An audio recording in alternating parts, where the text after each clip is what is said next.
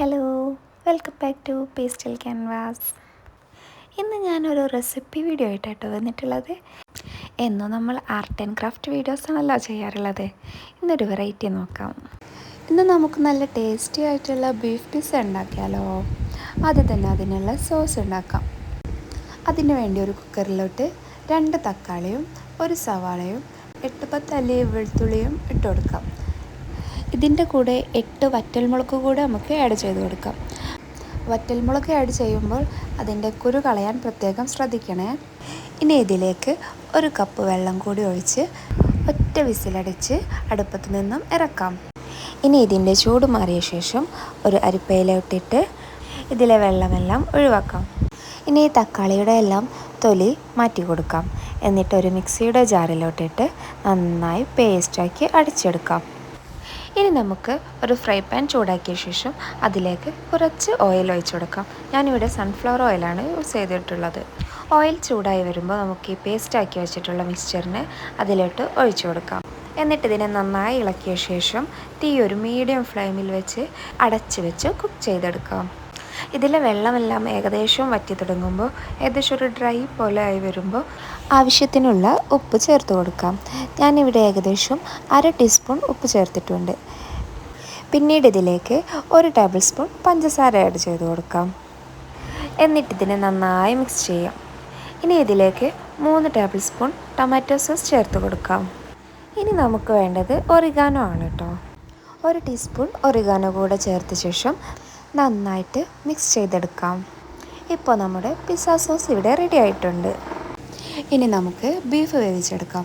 Beef വേവിക്കാനായിട്ട് കുറച്ച് ഉപ്പും കുറച്ച് കുരുമുളക് പൊടിയും കുറച്ച് വെള്ളവും ഒഴിച്ച് ഒരു 5-6 വിസിൽ കൂക്കിച്ചെടുക്കാം. ബീഫിൻ്റെ അത്യാവശ്യം വേവുള്ളത് കൊണ്ടാണ് കേട്ടോ ഇങ്ങനെ ചെയ്യുന്നത്. നിങ്ങൾ ചിക്കനാണ് എടുക്കുന്നതെങ്കിൽ അത് ഫ്രൈ ചെയ്യാനുള്ള മസാല മാത്രം തേച്ചാൽ മതി. ബീഫ് വെന്ത ശേഷം അതിനെ ചെറിയ ക്യൂബ്സായി കട്ട് ചെയ്തെടുക്കാം. ഇനി നമുക്ക് ബീഫ് ഫ്രൈ ചെയ്യാനുള്ള മസാലകൾ ഇട്ട് കൊടുക്കാം. ആദ്യം തന്നെ 2 ടേബിൾ സ്പൂൺ കാശ്മീരി മുളക് പൊടി ഇട്ട് കൊടുത്തിട്ടുണ്ട്. ഇനി നമുക്ക് 1/2 ടീസ്പൂൺ കുരുമുളക് പൊടിയും 1 ടീസ്പൂൺ ഒറിഗാനോയും ചേർത്ത് കൊടുക്കാം. ബീഫ് ഉപ്പിട്ട് വേവിച്ചത് കൊണ്ട് ഞാൻ ഉപ്പ് ചേർത്തിട്ടില്ല കേട്ടോ. നിങ്ങളുടെ കയ്യിൽ സോയാ സോസ് ഉണ്ടെങ്കിൽ ഈ സമയം കുറച്ച് ചേർക്കാവുന്നതാണ്. ഇനി ഇതിലേക്ക് 3 ടേബിൾ സ്പൂൺ ടൊമാറ്റോ സോസ് ചേർത്ത് കൊടുക്കാം. ഇനി നമുക്കിതിലേക്ക് ആവശ്യമുള്ളത് 1 ടീസ്പൂൺ വിനാഗിരിയാണ്. അതുകൂടെ ചേർത്ത് കൊടുക്കാം.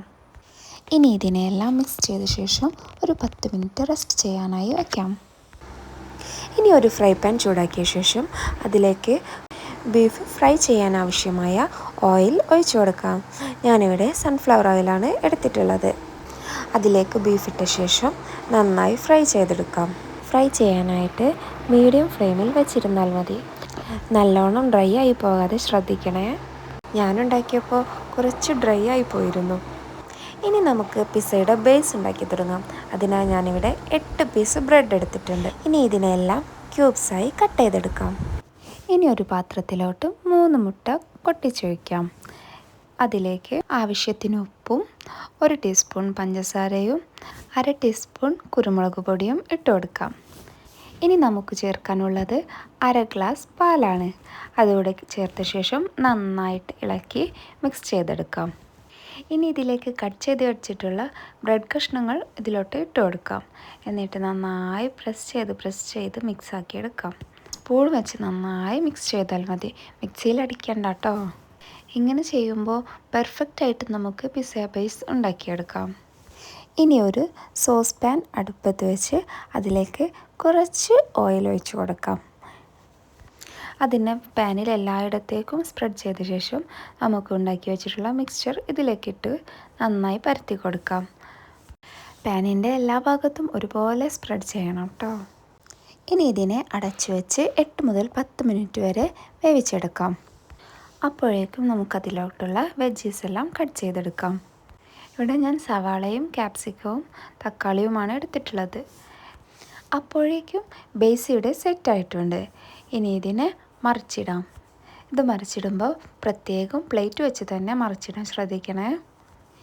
അപ്പോൾ നമ്മുടെ ബേസ് റെഡിയായി. ഇനി നമുക്ക് പിസ്സ ഉണ്ടാക്കാൻ തുടങ്ങാം. ഫ്ലെയിം ഓഫ് ചെയ്ത ശേഷം ഈ ബേസിലോട്ട് പിസ്സ സോസ് നന്നായി സ്പ്രെഡ് ചെയ്ത് കൊടുക്കാം. ഇനി അതിന് മുകളിൽ കുറച്ച് ചീസ് വെച്ച് കൊടുത്ത ശേഷം നമ്മുടെ വെജീസ് എല്ലാം ഇട്ട് കൊടുക്കാം. സത്യം പറഞ്ഞാൽ ഈ പിസ്സയ്ക്ക് പ്രത്യേകം ടേസ്റ്റ് നൽകുന്നത് പിസ്സയുടെ ഈ സോസാണ് കേട്ടോ. സവാളയെല്ലാം വെച്ച ശേഷം ക്യാപ്സിക്കവും തക്കാളിയും അവിടെ ഇവിടെയായി വെച്ച് കൊടുക്കാം. ഇനി ഇതിന് മുകളിൽ ഫ്രൈ ചെയ്ത് വെച്ചിട്ടുള്ള ബീഫ് കഷ്ണങ്ങളും വെച്ച് കൊടുക്കാം. ഇനി നമുക്ക് ചീസാണ് വെക്കാനുള്ളത്. നിങ്ങളുടെ കയ്യിൽ മൊസറല്ല ചീസ് ഉണ്ടെങ്കിൽ ഉറപ്പായും അത് തന്നെ വെക്കണേ. എനിക്കിവിടെ സ്ലൈസ്ഡ് ചീസാണ് കിട്ടിയിട്ടുള്ളത്, അതുകൊണ്ട് അത് കട്ട് ചെയ്ത് നന്നായി വെച്ച് കൊടുത്തിട്ടുണ്ട്. ഇനി ഇതിലേക്ക് കുറച്ച് ഒറിഗാനോയും പിന്നെ കുറച്ച് ചില്ലി ഫ്ലേക്സ് കൂടെ വിതറി കൊടുക്കുന്നുണ്ട്. ഇനി ഇതിനെ അടച്ചു വെച്ച് ലോ ഫ്ലെയിമിൽ 10 മിനിറ്റ് കുക്ക് ചെയ്താൽ നമ്മുടെ പിസ്സ റെഡിയായി. Thanks for watching. വീഡിയോ ഇഷ്ടപ്പെട്ടാൽ സബ്സ്ക്രൈബ് ചെയ്ത് കൂടെ കൂടിക്കോളി.